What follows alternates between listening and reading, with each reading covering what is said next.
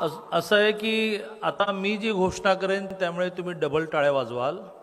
जूनपासून महाराष्ट्रातल्या एकाही मुलीला मेडिकल, इंजिनिअरिंग, लॉ, MBA सहित कुठल्याही कोर्सला 1 रुपयाही फी भरावी लागणार नाही।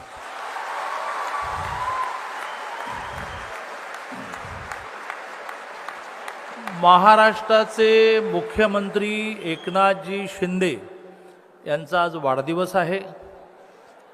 एकनाथजी शिंदेना सुरुवातीला वाढदिवसाच्या निमित्ताने मी खूप शुभेच्छा देतो आणि एकनाथजी हे अतिशय संवेदनशील नेता कसे आहेत त्याचं उदाहरण देतो। एके दिवशी रात्री 2ला अर्थात ते पहाटे 4लाच झोपतात, त्यामुळे 2ला त्यांनी मला फोन करणं हे काही विशेष नाही। 4ला ते रिसेप्शनला वगैरे जातात आणि ते बिचारं नवरा बायको पेंगा काढत एकनाथजी येणार म्हणून वाट बघत असतात। तर हा त्यांच्या गुरुपासूनचा तो दिनक्रम आहे। तुम्ही त्यांचा गुरूंवरचा सिनेमा पाहिला असेल आनंद दिघेंवरचा, तर आनंद दिघे असेच होते, ते पहाटे 4ला जायचे, 5ला जायचे। तर असे माझे एकनाथजी त्यांनी मला रात्री 2ला फोन केला। तर मी मुळात घाबरलो की रात्री 2ला CM फोन करतात म्हणजे काहीतरी महत्त्वाचं असेल। फोन वाजत होता CM, म्हटलं हां सर।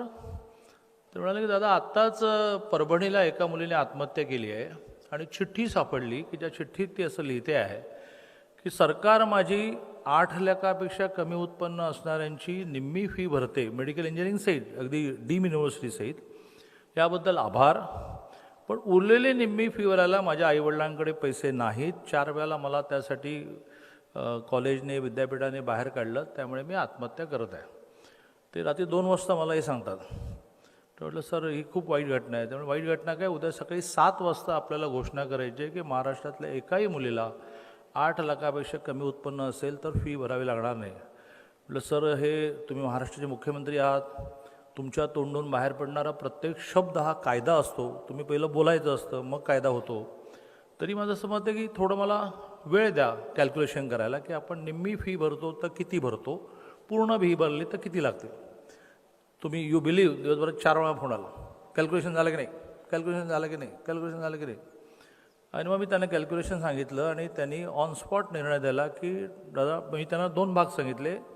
मराठा आंदोलन खूप जोरात चालले, म्हटलं मराठा समाजातल्या मुलींची निम्मी फी भरतो ती पूर्ण भरली तर 300 कोटी लागतील आणि सगळ्या मुलींची भरली, जात धर्म पंथ भाषा काही नाही, सगळ्यांची भरायची तर अजून 700 कोटी लागतील।